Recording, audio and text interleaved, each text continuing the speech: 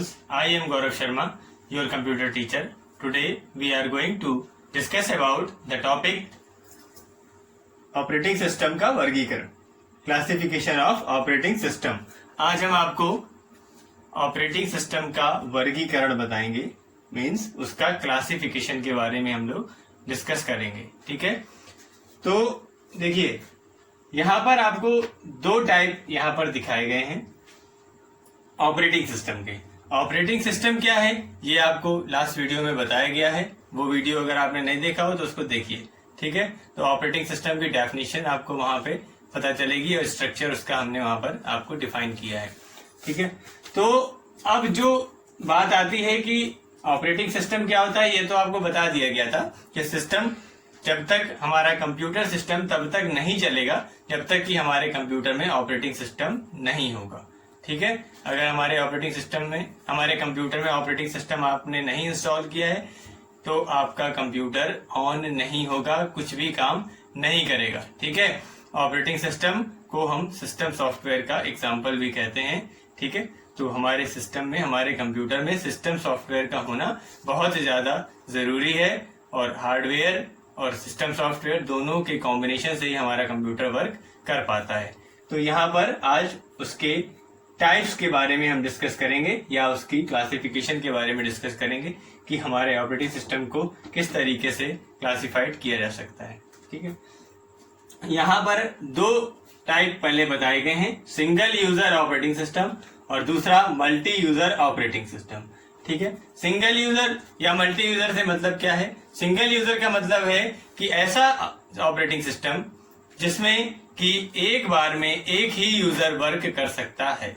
ठीक है, एक बार में एक ही यूजर उस सिस्टम को यूज कर सकता है। आप चाहें तो कि एक सिस्टम को, किसी एक पर्टिकुलर सिस्टम को कोई एक से ज्यादा यूजर्स यूज करें एक ही टाइम पे, तो वो पॉसिबल नहीं है। ठीक है, तो यहाँ पर देखिए सिंगल यूजर ऑपरेटिंग सिस्टम के बाद में इसको फर्दर कैटेगराइज किया गया है, जैसे कि single user single tasking, single user multitasking और बैच प्रोसेसिंग।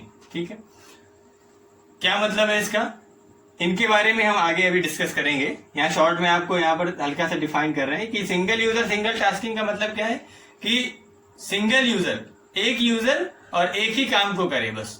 ठीक है, एक बार में एक ही काम कर पाए, तो ऐसा ऑपरेटिंग सिस्टम हमारा सिंगल यूजर के अंदर।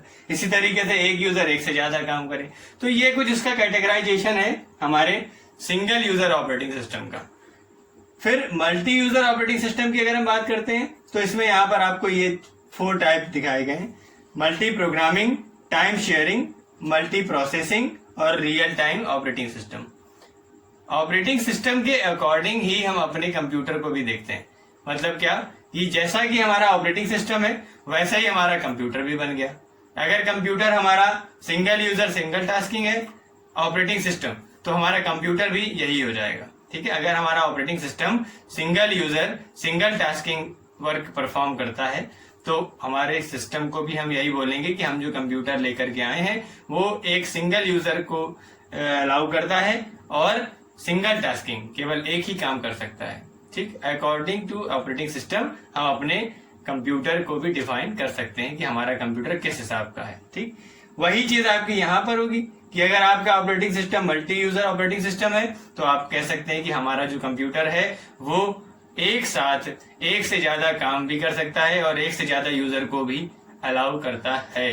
ठीक है, जैसे कि एक एग्जांपल हम आपको जनरल एग्जांपल यहाँ पर इसका बता दे रहे हैं जिससे कि आपको ये चीज क्लियर हो जाएगी। अगर हम एटीएम मशीन की बात करते हैं तो एटीएम मशीन में जो ऑपरेटिंग सिस्टम, जो एटीएम मशीन के कंप्यूटर पे जो भी ऑपरेटिंग सिस्टम इंस्टॉल्ड है वो मल्टी यूजर ऑपरेटिंग सिस्टम का एग्जांपल है, क्योंकि वहां पर एक से ज्यादा यूजर एक ही समय पे एक से ज्यादा काम को, एक से ज्यादा वर्क्स परफॉर्म कर सकते हैं। इसका एग्जांपल आप लोग डेली खुद ही देखते हैं और सुनते भी हैं। ठीक है, कि अगर आपने वहां पर मनी ट्रांजैक्शन कर रहे हैं, आप पैसा निकाल रहे हैं, उसी समय पे उसी सिस्टम को कोई दूसरा यूजर यूज कर रहा है। सेम सिस्टम को कैसे यूज कर रहा है, क्योंकि हम सभी उसके सर्वर को यूज करते हैं और सर्वर एक ही जगह पे है और हम सभी मिलकर उसी सर्वर को एक ही समय पे एक ही टाइम पे सभी लोग यूज करते हैं और उसमें डिफरेंट काइंड के ऑपरेशंस सेम टाइम पे परफॉर्म कराते हैं और वो सभी को एक साथ अलाउ भी करता है। तो ये हमारा मल्टी यूजर ऑपरेटिंग सिस्टम का एक एग्जांपल आपको हमने यहाँ पे समझाया। अब इनके बारे में हम शॉर्ट में एक एक करके देखते हैं कि किस तरीके से ये सारी डेफिनेशंस आपको समझनी है। ठीक है, तो सबसे पहले हम देखेंगे single user single tasking operating system के बारे में। देखिए सिंगल यूजर सिंगल टास्किंग किस तरीके से इसकी डेफिनेशन है। जैसा कि इसका नाम आप देख रहे हैं, सिंगल यूजर सिंगल टास्किंग, एक यूजर एक बार में इसमें वर्क कर सकता है और एक बार में एक ही वर्क को परफॉर्म करा सकता है। ठीक है, इसका एग्जाम्पल जो है वो है डॉस। डॉस क्या होता है? Disk operating system. ठीक है, डिस्क ऑपरेटिंग सिस्टम हमारे single user single tasking operating system का एग्जाम्पल है। अगर हम इस पे कोई भी एक पर्टिकुलर वर्क परफॉर्म करा रहे हैं तो उस समय पे हम अगर चाहें कि कोई दूसरा काम एक साथ परफॉर्म कराएं तो वो पॉसिबल नहीं होता है हमारे डॉस में, डिस्क ऑपरेटिंग सिस्टम में। ठीक है, इसी का दूसरा रूप है सिंगल यूजर मल्टीटास्किंग। जो सिस्टम हम लोग जनरली घर पे यूज कर रहे हैं वो हमारे ये सिंगल यूजर मल्टीटास्किंग के अंतर्गत आते हैं। जैसे कि इसका एग्जांपल सबसे पॉपुलर है हमारा operating system Windows operating system. ठीक है, तो विंडोज ऑपरेटिंग सिस्टम जो है वो हमारा इसके अंतर्गत आता है, सिंगल यूजर मल्टीटास्किंग के अंदर आता है। ठीक है, अब इसमें कैसे देखिए काम होता है कि मान लीजिए कि कोई यूजर किसी वर्क को परफॉर्म कर रहा है, उसी सेम टाइम पे अगर वो किसी अनदर वर्क परफॉर्म कराना चाहता है। फॉर एग्जांपल कि अगर आप अपने कंप्यूटर पे कोई MS वर्ड का पेज ओपन करते हैं, उसमें कोई एप्लीकेशन लिखना स्टार्ट करते हैं, आप उसमें एप्लीकेशन टाइप कर रहे हैं, सेम टाइम पे आपको कुछ उसमें कैलकुलेशन करनी है। ठीक, आप किसी चीज के ऐसा एप्लीकेशन लिख रहे हैं जिसमें कोई कैलकुलेशन आ रही है, तो उस कैलकुलेशन के लिए आप कैलकुलेटर ऑन करेंगे, एप्लीकेशन भी आपकी वहां पर चल रही है और कैलकुलेटर भी ओपन हो गया। उसी समय अगर आप चाहें कि हम गाना भी सुनना चाहते हैं, सॉन्ग आप प्ले करना चाहते हैं, तो अगर आप सॉन्ग प्ले कर देते हैं तो गाना पीछे बैकग्राउंड में जो है सॉन्ग बज रहा है, मतलब चालू है, और उसी तरीके से उसी सेम टाइम पे आप एप्लीकेशन को भी टाइपिंग वहां पर जो है वो कंटिन्यू रख सकते हैं। तो आप एक ही समय पे एक से ज्यादा काम को वर्क को परफॉर्म करा पा रहे हैं। तो ये हमारा single user multitasking. User single ही रहेगा, अगर कोई दो यूजर चाहे इस पर्टिकुलर सिस्टम को एक समय पर यूज कर लें तो पॉसिबल नहीं होगा।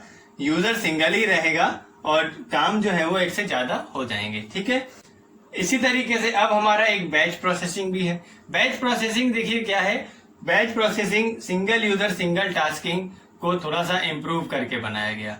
सिंगल यूजर सिंगल टास्किंग में क्या होता था, इसमें कुछ क्या कमी थी कि जो मेमोरी का एक बहुत बड़ा हिस्सा वो उस समय जैसे रैम है हमारी, तो वहां पर सारे ऑपरेशंस परफॉर्म होते हैं। तो अब रैम की जितनी भी मेमोरी है, जितनी भी उसकी कैपेसिटी है, उतना हम एक बार में यूज नहीं कर पाते, क्योंकि हम एक छोटा सा प्रोग्राम मान लीजिए वहां पर परफॉर्म करा रहे हैं, कोई छोटा सा प्रोग्राम एग्जीक्यूट हो रहा है। ठीक है, तो उसको हम वर्क कर रहे हैं, रैम हमारी बाकी की वेस्ट हो रही है, क्योंकि उस समय पे हम उसमें कोई दूसरा प्रोग्राम नहीं ला पा रहे हैं। तो बैच प्रोसेसिंग में क्या होता है कि हम एक से ज्यादा प्रोग्राम्स को एक बैच के फॉर्म में सेट करके रख लेते हैं। जैसे ही हमारा प्रोग्राम एक कंप्लीट होता है, जैसे ही एक वर्क हमारा कंप्लीट होता है, दूसरा वर्क जो है वो अपने आप तुरंत वहां पर आ जाता है, एग्जीक्यूट होने लगता है। ठीक है, तो इससे टाइम की और मेमोरी की थोड़ी सी बचत हो जाती है। तो ये हमारा बैच प्रोसेसिंग के अंतर्गत आता है। अब हम देखेंगे कि मल्टी यूजर ऑपरेटिंग सिस्टम क्या होता है और इसके जो ये एग्जाम्पल हैं उनमें किस तरीके से आपको ये जो 4 एग्जाम्पल दिए हैं इनका क्या क्या वर्क है और कैसे इनको हमें पढ़ना है। अब देखिए यहाँ पर हम मल्टी प्रोग्रामिंग को पहले देखेंगे। देखिए मल्टी प्रोग्रामिंग का मतलब क्या है, ऐसा ऑपरेटिंग सिस्टम जिसमें एक से अधिक यूजर एक ही समय पे कई सारे अलग अलग कार्यों को परफॉर्म करा सकते हैं। ठीक है, जैसे कि मान लीजिए कि एक यूजर किसी एक सिस्टम को यूज कर रहा है, उसमें किसी एक पर्टिकुलर वर्क को परफॉर्म करा रहा है। कोई अगर मान लीजिए इनपुट आउटपुट ऑपरेशन परफॉर्म करा रहा है, उसी समय यहाँ पर दूसरा यूजर जो है किसी प्रोग्राम को एग्जीक्यूट करा सकता है, फिर तीसरा यूजर भी सेम टाइम पे किसी तीसरे काम को करा सकता है। ठीक है। तो ये एक ही समय पे अलग अलग कार्य को अगर हमें पूर्ण करना है तो हमारा मल्टी प्रोग्रामिंग ऑपरेटिंग सिस्टम वहां पर हेल्प करता है। अब टाइम शेयरिंग में क्या है, टाइम शेयरिंग जो हमारा है मल्टी प्रोग्रामिंग में क्या होता है, जब जैसे कोई एक पर्टिकुलर यूजर किसी चीज को यूज कर रहा है, अब एक साथ कई यूजर तो उसको यूज कर सकते हैं, लेकिन जब तक इसकी प्रोसेस कंप्लीट होगी तब तक दूसरा यूजर वहां पर वेट कर रहा है। ठीक है, प्रोसेस एक साथ एग्जीक्यूट हो रही है, लेकिन अगर यहाँ पर कोई एग्जीक्यूशन चल रहा है तो उस समय दूसरी प्रोसेस का सेम प्रोसेस अगर आ रही है तो उसका एग्जीक्यूशन वेट करेगा। तो टाइम शेयरिंग में क्या होता है कि सभी जितने भी यूजर उस सिस्टम से जुड़े हुए हैं सभी को एक पर्टिकुलर टाइम स्लॉट डिवाइड कर दिया जाता है, उसी टाइम स्लॉट के अकॉर्डिंग टाइम शेयर कर दिया जाता है, उसी टाइम शेयरिंग के अकॉर्डिंग उस हर एक काम को पूरा किया जाता है। तो समय समय पे एक दूसरे के लिए जैसे ही काम कंप्लीट होगा एक यूजर का, दूसरे का काम अपने आप तुरंत स्टार्ट होगा और टाइमिंग और स्पीड इतनी ज्यादा होगी कि वो वहां पर यूजर को समझ में नहीं आएगा और वो पूरा एक तरीके से मल्टी प्रोग्रामिंग की तरह वो वर्क करता रहेगा। अब हम बात करते हैं मल्टी प्रोसेसिंग की। मल्टी प्रोसेसिंग एक ऐसा ऑपरेटिंग सिस्टम है जिसमें ऐसा कंप्यूटर सिस्टम जिसमें कि एक से ज्यादा प्रोसेसर एक साथ वर्क करते हैं। ठीक है, तो इसमें होता क्या है कि बहुत सारी प्रोसेसिंग हम एक साथ, चाहे वो सेम प्रोसेस हो या अलग अलग प्रोसेस हो, एक कोई सिंगल यूजर भी अगर है और वो बहुत सारी प्रोसेस को परफॉर्म कराना चाहता है तो वो एक साथ यहाँ पर मल्टी प्रोसेसिंग ऑपरेटिंग सिस्टम पे परफॉर्म करा सकता है। ठीक, तो ये हमारा मल्टी प्रोसेसिंग ऑपरेटिंग सिस्टम हो गया। अब अगर हम रियल टाइम ऑपरेटिंग सिस्टम की बात करें तो रियल टाइम ऑपरेटिंग सिस्टम जिस सिस्टम पे होता है वो बहुत ही हाई कॉस्ट सिस्टम भी होते हैं, बहुत महंगे भी होते हैं और उनकी स्पीड जो है वो और उनकी कैपेसिटी बहुत ज्यादा, बहुत हाई, मतलब हाईएस्ट लेवल पे real time operating system work करता है। इसके ऊपर कोई ऑपरेटिंग सिस्टम अभी नहीं है। ठीक है, तो इनका एग्जांपल क्या है, जैसे मान लीजिए हम सैटेलाइट को ये भेजते हैं, सैटेलाइट का प्रक्षेपण करते हैं, तब हम रियल टाइम ऑपरेटिंग सिस्टम का यूज करते हैं। इसी तरीके से एयर ट्रैफिक कंट्रोलर, मतलब ऐसी जगह पर जहां पर टाइम की बहुत बहुत ज्यादा वैल्यू हो, उस जगह पे हम लोग रियल टाइम ऑपरेटिंग सिस्टम का यूज करते हैं। जैसे कि एयर ट्रैफिक कंट्रोलर में क्या होगा कि कौन सा प्लेन, कौन सी चीज जो वहां पर बताएगा कि किस तरफ, किस जगह, किस समय पे किसको भेजना है, किसको नहीं भेजना है, ये चीज हमारी रियल टाइम ऑपरेटिंग सिस्टम जिस सिस्टम पर होगा वही सिस्टम इस ऑपरेशन को परफॉर्म करा पाएगा। ठीक है, तो ये बहुत ही हाई स्पीड ऑपरेटिंग सिस्टम के अंतर्गत आता है जिसमें एक माइक्रो सेकेंड से भी कम समय में, बहुत ही कम समय में हम किसी एक ऑपरेशन को परफॉर्म करा सकते हैं। ठीक है, तो ये हमारा रियल टाइम ऑपरेटिंग सिस्टम हो गया। इस तरीके से ये जो हमारा सिंगल यूजर ऑपरेटिंग सिस्टम के पार्ट है और मल्टी यूजर ऑपरेटिंग सिस्टम के पार्ट है, ये आपको अलग अलग सिस्टम के बारे में बताते हैं कि हम कंप्यूटर सिस्टम में कितने अलग अलग टाइप के ऑपरेटिंग सिस्टम्स को यूज कर सकते हैं, किस तरीके से उनके ऑपरेशन परफॉर्म होते हैं, उनका क्या क्या यूज है। ठीक है, और उनके एग्जांपल्स क्या हैं, जैसे कि मल्टी प्रोग्रामिंग का आपको बताया कि यूनिक्स ऑपरेटिंग सिस्टम आपका मल्टी प्रोग्रामिंग के अंतर्गत आता है। इस तरीके से सभी टाइप के ऑपरेटिंग सिस्टम के अलग अलग उनके पर्टिकुलर एग्जांपल्स भी हैं, तो उनके अकॉर्डिंग ही हम इन पे वर्क करते हैं। तो आज आपने ऑपरेटिंग सिस्टम का वर्गीकरण या क्लासिफिकेशन देखा। अब हम नेक्स्ट वीडियो में ऑपरेटिंग सिस्टम से रिलेटेड नेक्स्ट टॉपिक्स लेकर के आएंगे, उनको भी अच्छे से समझिएगा। ऑपरेटिंग सिस्टम चैप्टर आपका इम्पोर्टेंट चैप्टर है, इसके सारे टॉपिक आपको अच्छे से समझने हैं, तो उनको ध्यान से देखिए और समझिए। तब तक के लिए keep studying and be happy always. Thank you.